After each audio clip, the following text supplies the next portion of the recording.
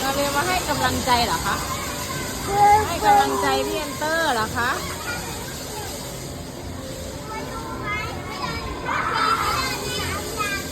ได้ปีนมาเร็วๆ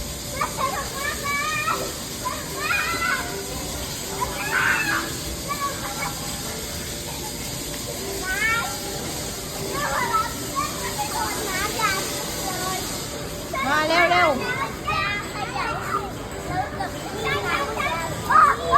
โยกเยกเร็วๆโยกเยก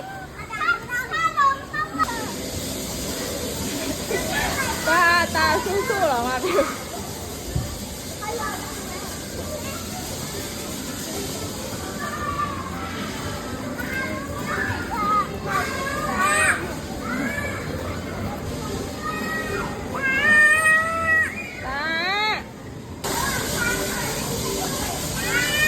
ตา